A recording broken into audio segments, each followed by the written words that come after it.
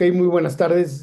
Yo soy su servidor, el doctor Roberto Eguiarte Calderón, médico especialista en ginecología y obstetricia por la Universidad de Anáhuac. Tengo la especialidad en ginecología y obstetricia por la Universidad Autónoma del Estado de México. Estoy certificado por el Consejo Mexicano de Ginecología y Obstetricia. Soy profesor de pregrado de la Universidad de Anáhuac, México Norte, profesor de posgrado de la UNAM, diplomado en laparoscopía ginecológica en el Centro Médico Nacional 20 de noviembre, maestría en Ciencias de la Salud por el Instituto Politécnico Nacional, doctorado en Ciencias de la Salud por la Universidad de Anáhuac. Bien, el tema que vamos a abordar el día de hoy se denomina hemorragia obstétrica. Hemorragia obstétrica es un asunto de mucha relevancia porque está directamente relacionado con la mortalidad materna, de tal modo que para poder abordar el tema yo creo que tenemos que considerar pues el platicar un poquito de la mortalidad materna, la cual define la Organización Mundial de la Salud como la muerte de una mujer durante el embarazo, en la resolución de este o durante los primeros 42 días posteriores a esta resolución. Y para que sea mortalidad materna, debe de estar relacionada o agravada por su tratamiento o por su, perdón, relacionada, complicada o agravada o por un tratamiento, pero nunca por un accidente, para que se considere mortalidad materna. La mortalidad materna es una circunstancia que siempre se investiga de manera, digamos, extralegal, es decir, a menos que los familiares de la paciente busquen la manera de promover alguna acción de tipo médico legal, pero lo que sí tiene que hacer todos los ministerios de salud de todo el mundo como parte digamos, pues llamaríamosle orden de la Organización Mundial de la Salud para que el hecho no se vuelva a repetir. Entonces se hace un comité de investigación. En este comité de investigación participan especialistas en ginecobstetricia, en este caso, especialistas en pediatría, especialistas en terapia intensiva, etcétera, ¿no? Las causas pueden ser directas o indirectas. La causa más frecuente de mortalidad materna es la hemorragia obstétrica. De ahí viene la relevancia de este tema. Pero hay otras más que son no menos importantes y que son bastante frecuentes, como la enfermedad hipertensiva del embarazo, los pacientes con un aborto, sobre todo cuando se trata de un embarazo ectópico. Un embarazo ectópico roto puede ser causa de muerte. En Estados Unidos está considerada el embarazo ectópico como la causa de mortalidad materna más importante en el primer trimestre. Procesos infecciosos, estas serían las causas directas. O bien la paciente que ya tiene enfermedades preexistentes o enfermedades que iniciaron con el embarazo o que tuvieron que ver con el parto o con el puerperio. Ahora, la reflexión que nos llama a definir el tema de hemorragia obstétrica, perdón, de mortalidad materna, es si tenemos identificadas las causas. Muchas de estas son factibles de detectar oportunamente. ¿Por qué siguen sucediendo? Bueno, hay una serie de circunstancias que acompañan a la mortalidad materna. Y ahora, bueno, más o menos estamos hablando de 600,000 defunciones al año, de las cuales 98% suceden en países en vías de desarrollo. Es decir, estas 600,000 son a nivel mundial y el 98% suceden en países en vías de desarrollo, porque no por falta de pericia necesariamente, sino a veces la falta de insumos, a veces circunstancias ajenas al desempeño médico. Hay por ahí algunos casos que no podríamos comentar ahorita por el obvio de tiempo, pero hay circunstancias extramédicas, digamos, en las cuales el médico no tiene mucho que ver o nada, y la circunstancia se lleva a cabo, ¿no? En países desarrollados, fíjense, es nada, 15 mujeres por cada 100,000 nacidos vivos. Sin embargo, hay algo que es importante que comentar. Tenemos que tener en cuenta que en los países en vías de desarrollo hay muchos más nacimientos.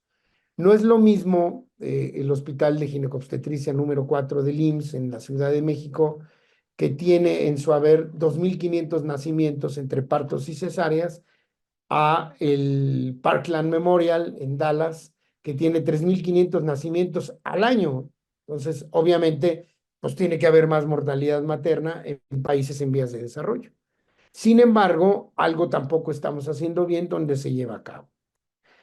Y hablando ya del tema de hemorragia obstétrica como tal, eh, tenemos que tener en cuenta, recordando como parte de la fisiología del embarazo, hay algunos cambios que pueden producir compensación como parte de la fisiología normal del embarazo eh, cuando se presentan pérdidas hemáticas. Es decir, estos cambios en el aparato vascular, cardiovascular, bueno, los podemos enlistar en aumento del volumen entre 25 y 52%.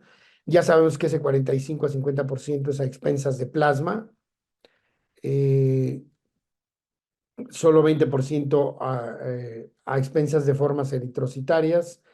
Y este aumento de volumen circulante llega a su pico máximo alrededor de la semana 32. Es una circunstancia que tenemos que tener en cuenta cuando estamos hablando de una paciente con alguna cardiopatía.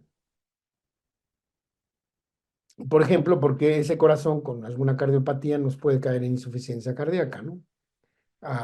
Cuando le estamos exigiendo manejar más volumen.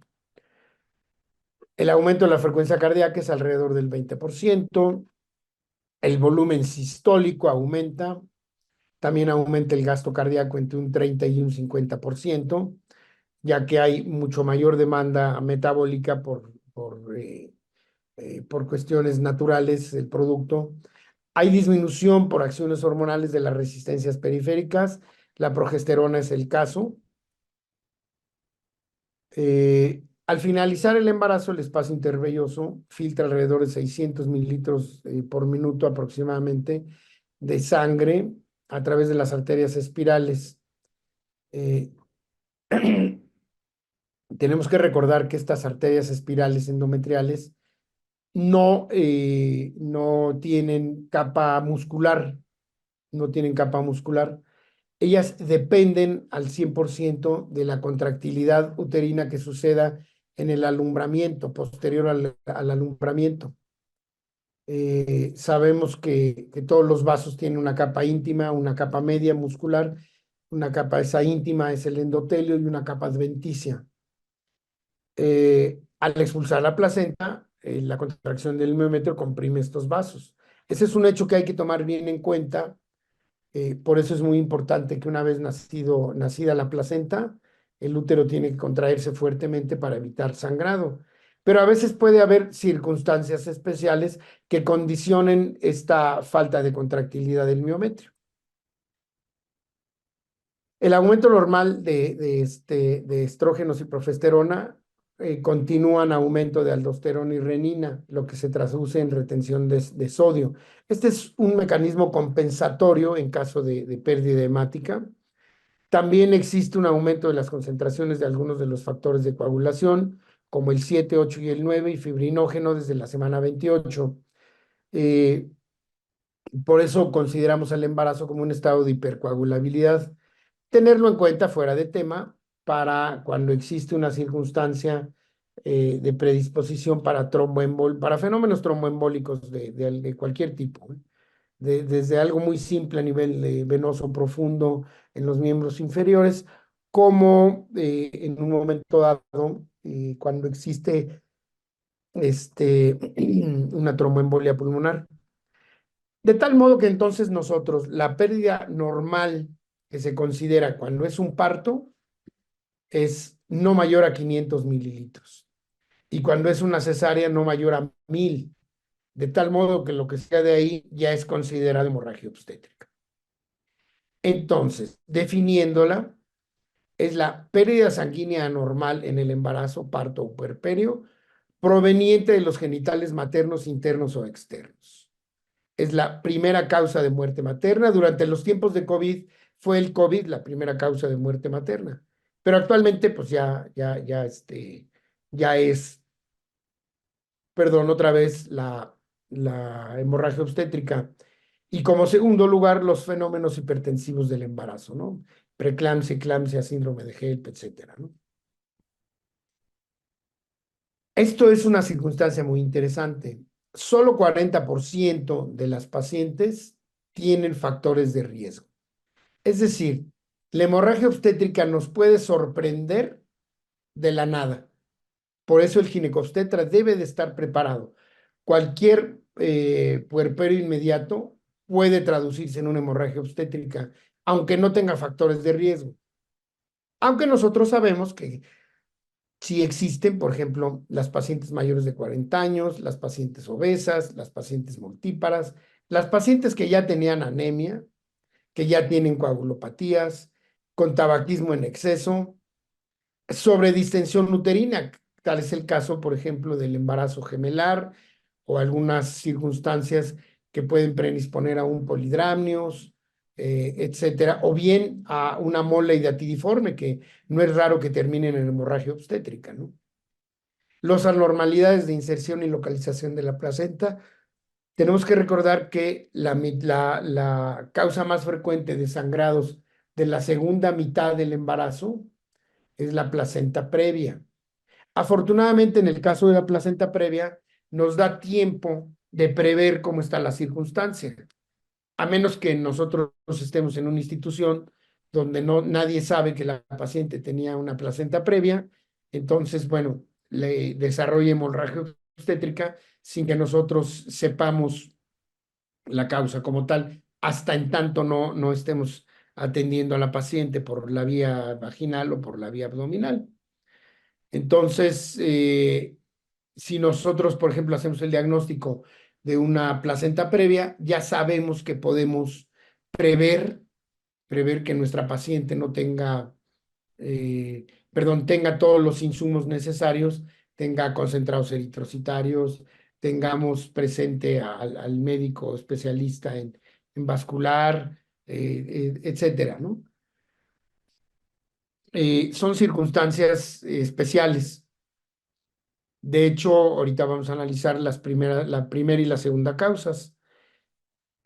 Para que nosotros hagamos eh, un diagnóstico adecuado, tenemos que tener en cuenta la mnemotecnia de las 4Ts. Bueno, en primer lugar, si nosotros hicimos una aplicación de forceps, utilizamos sulfato de magnesio, eso relaja la fibra muscular y así como relaja la fibra muscular vascular y nuestra paciente ya no tiene hipertensión o tiene menos hipertensión, también puede desarrollar atonía o hipotonía uterina, ¿no? Si nosotros retenemos, bueno, por alguna razón, alguna circunstancia, muchas veces accidental, dejamos restos, etcétera, ¿no? Si nuestra paciente es hipertensa o es con trastornos hipertensivos del embarazo, tiene más posibilidades de desarrollar desprendimiento prematuro de placenta normoinserta, que esta es otra causa de hemorragia obstétrica. Ahorita platicamos. La mnemotecnia de las 4Ts, decíamos, para que nosotros investiguemos, lo primero que tenemos que investigar cuando estamos ante una hemorragia obstétrica es el tono. ¿Por qué? Porque la causa más frecuente es atonía o hipotonía uterina. La segunda causa es un 70%. Si nosotros llevamos a cabo un parto instrumentado, es decir, una aplicación de forceps, o hubo un desgarro muy importante, o tuvimos alguna desaveniencia con los genitales de nuestra paciente, entonces pues tenemos el otro porcentaje que es alto, es un 20%. Si nuestra paciente, aunque la hayamos atendido nosotros o la haya atendido algún compañero, tiene restos, no va a parar de sangrar. Y si ella ya tenía alguna enfermedad general dentro de los factores de coagulación, bueno, pues entonces también puede desarrollar. De tal modo que entonces estas 4T son tono, traumatismo, tejido y trombina. Es la mnemotecnia de las 4Ts. Esta es una manera muy interesante de aprenderlas para que no nos vayamos a confundir. ¿Cómo hacemos el diagnóstico? Bueno, podemos identificar factor de riesgo cuando lo hay y la entidad relacionada con el evento de manera oportuna. A veces hay pacientes que, insisto, de la nada desarrollan una atonía uterina sin que nosotros podamos hacer nada, ¿no?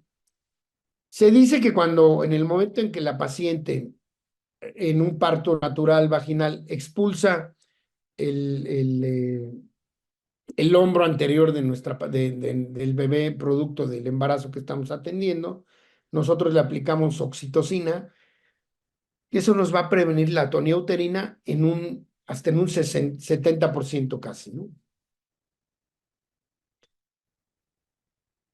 ¿Cuáles son las medidas específicas? Bueno, normalmente nosotros realizamos un masaje uterino, revisamos la cavidad uterina y el canal del par para ver en cuál de las tres nos cae, que puede ser tejido o que puede ser traumatismo.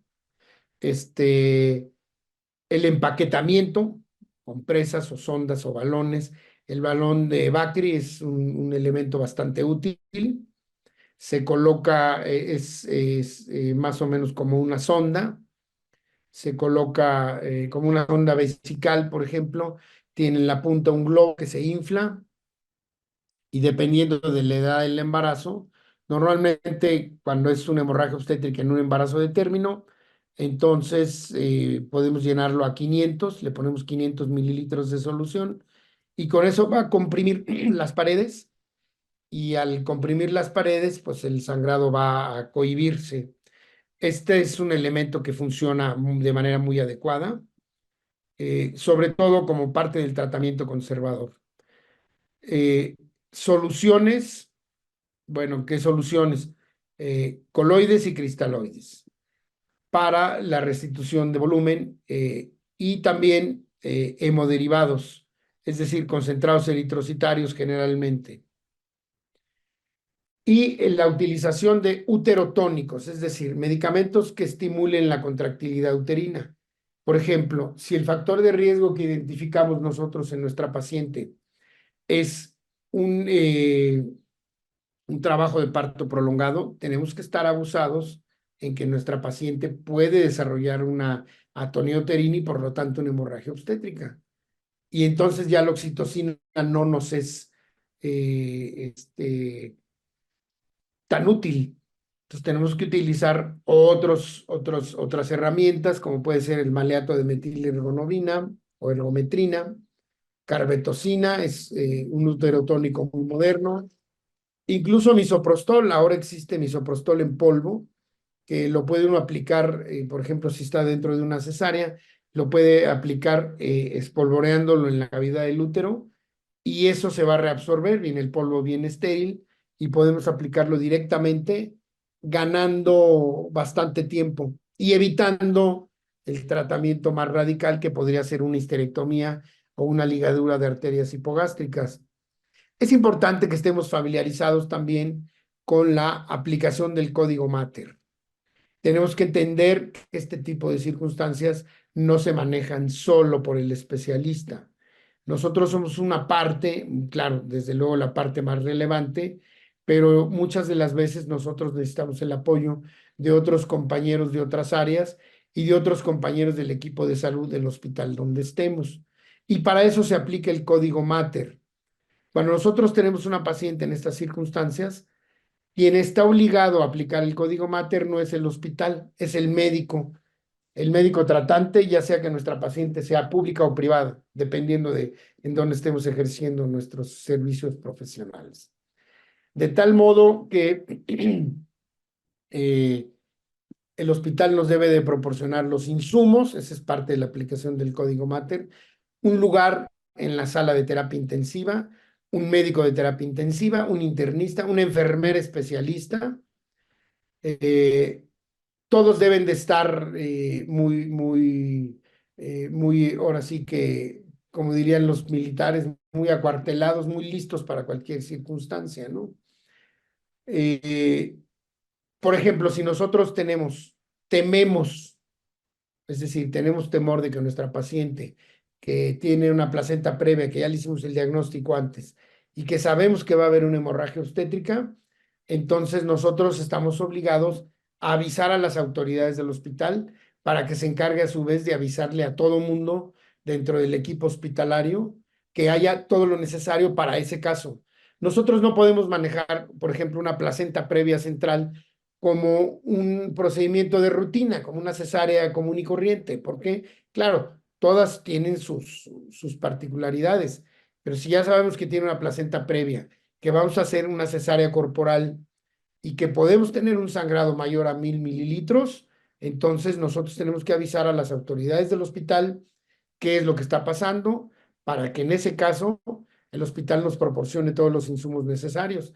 Y dentro de los insumos necesarios, decíamos, están los uterotónicos, como la oxitocina, la ergometrina, la carbetocina, el misoprostol, los calcioantagonistas, etcétera, ¿no?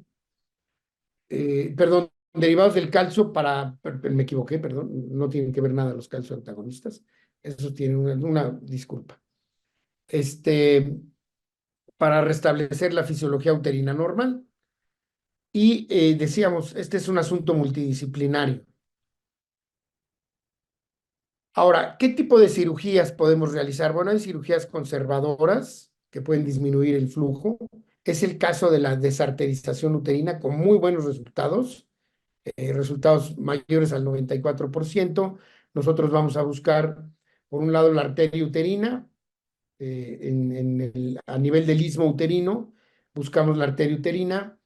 De hecho, muchas de las veces cuando tenemos un asunto de este tipo, si ya lo vemos venir, podemos colocar un punto de cada lado, tanto en la uterina de un lado como en la uterina del otro, incluso antes de que nazca el bebé, antes de que nazca el bebé, antes de que nosotros hagamos la histerotomía, hacemos una ligadura, pero esa ligadura nada más la amarramos y la tenemos referida afuera, porque no podemos en un momento dado amarrarle y entonces mientras nace el bebé, ¿de dónde se va a nutrir, no?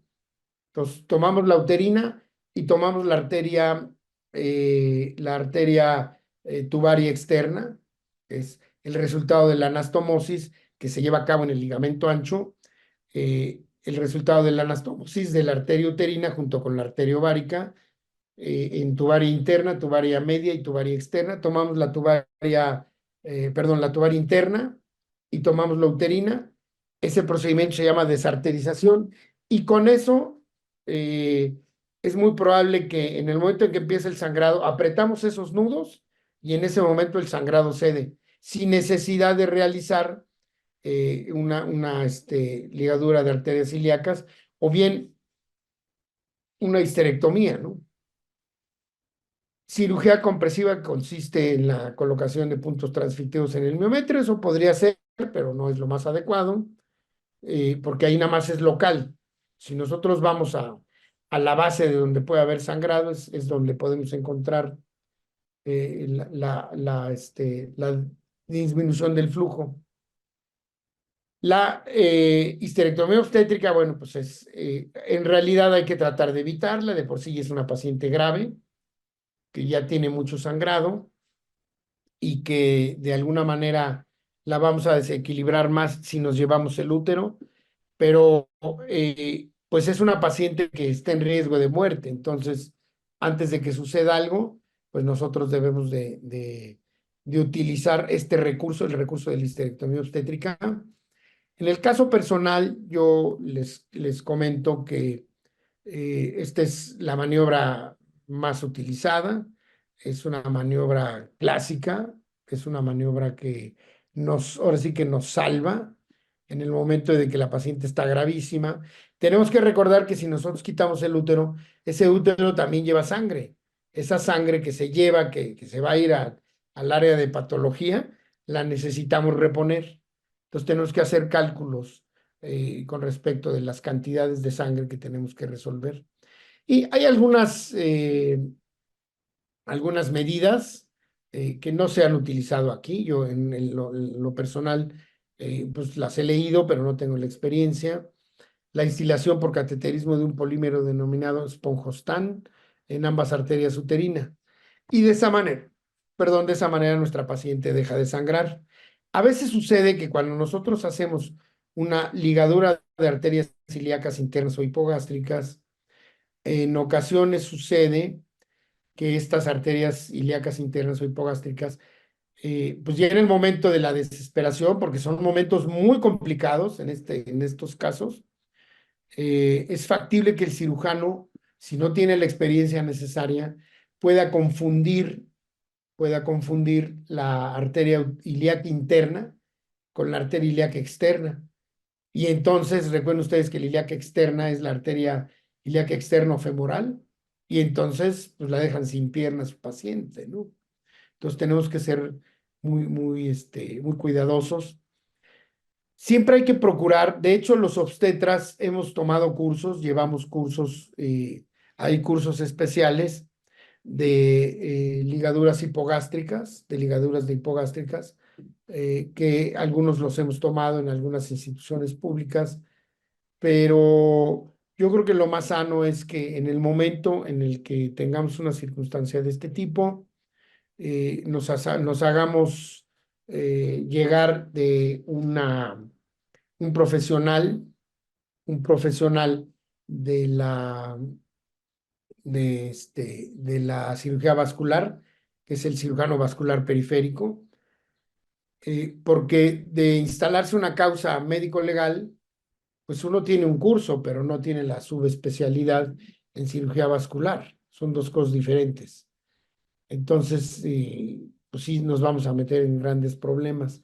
Sin embargo, bueno, pues en pro de la vida nosotros estamos obligados a tener el entrenamiento y hacer lo que fuese necesario para que nuestra paciente le vaya bien. Pero bueno, sí hay que tomarlo en cuenta, que hay muchos cursos. De hecho, hay en muchos hospitales, sobre todo en hospitales grandes como Ginecobstetricia 3 del Centro Médico La Raza o Ginecobstetricia 4 de Luis Castelazo Ayala, tienen cursos especiales tanto para los médicos residentes como para los médicos que podemos acudir como médicos externos. Pero vuelvo a lo mismo, ¿no? Eso no quiere decir que tengamos la experiencia. No todos los días hay casos de hemorragia obstétrica. Entonces, para que lleguemos nosotros a intentar realizar una ligadura de arterias hipogástricas, pues son casos muy especiales. Entonces, la mayor parte de las veces sale sin problema. Recuerden ustedes que hay que entrar al retroperitoneo, a nivel de L5, buscar la bifurcación, es decir, de las ramas terminales de la arteria ilíaca primitiva, llegar al retroperitoneo y a través del retroperitoneo ya poder instalarnos en ese sitio y llevar a cabo la ligadura de la arteria ilíaca interna. Recuerden ustedes, la arteria ilíaca interna va hacia la pelvis para promover la irrigación de todos los órganos pélvicos. Y la arteria ilíaca externa se va hacia el miembro pélvico para irrigar, bueno, pues todas las estructuras que tienen que ver con el miembro pélvico. Entonces, bueno, tenemos que ser muy cuidadosos. La tendencia actual, entonces, decíamos, es a la realización de procedimientos conservadores, lo más conservador que se pueda. En el caso personal, yo he utilizado el balón de Bakri, he utilizado la histerectomía como tal, he utilizado la desarterización, de tal modo que cualquiera de los tres son buenas opciones, empezando de lo más simple a lo más complicado. Esa sería una circunstancia que tenemos que tener en cuenta, pero sobre todo tener en cuenta que este tipo de entidad, no le llamemos patología, nos puede, en un 60%, nos puede sorprender sin ningún tipo de factores de riesgo. Es decir, de todas las hemorragias obstétricas, el 60% se presenta sin factores de riesgo. Y entonces sí estamos en problemas, porque nosotros íbamos a entregar buenas noticias y resulta que pues no van a ser tan buenas noticias. Amén del entrenamiento que debemos de tener como médicos ginecobstetras. Es decir, eh, no está justificado que un médico ginecobstetra no tenga el entrenamiento de este tipo de circunstancias. Nosotros tenemos que tener en nuestra experiencia varios casos de este tipo para que cada vez que se presente, nosotros sepamos, vayamos un paso adelante y evitemos la mortalidad materna. Les comentaba de un caso por ahí de una pacientita que llegó a un hospital del Instituto Mexicano del Seguro Social, y llegó con una placenta previa sangrante, pero no había ningún diagnóstico por parte de medicina familiar. Entonces el médico que llegó pues vio que estaba sangrando, la metió a operar. eh, Era una placenta previa central, no se encontró con que no sabía pues que era una placenta previa, entonces hizo una incisión de Kerr, es decir, una incisión transversal, una histerotomía transversal, y entonces, bueno, pues se encontró con que ahí estaba la placenta, fue un sangrado muy profuso. En el hospital donde estaba, pues aplicó el código Mater, pero en ese momento no había concentrados eritrocitarios necesarios, aunque el tipo sanguíneo de la paciente era O positivo, de todas maneras no le proporcionaron lo necesario. Eh, lo siguiente fue que él dijo, bueno, pues la voy a empaquetar. En ocasiones lo que tenemos que hacer es empaquetar, ponerle unas compresas en cavidad abdominal a nuestra paciente para disminuir el sangrado o buscar cohibirlo, pasar la terapia intensiva, restablecerle sus circunstancias hemodinámicas y después reoperarla y sacar esas compresas, ¿no? El empaquetamiento es otro recurso que existe como tal.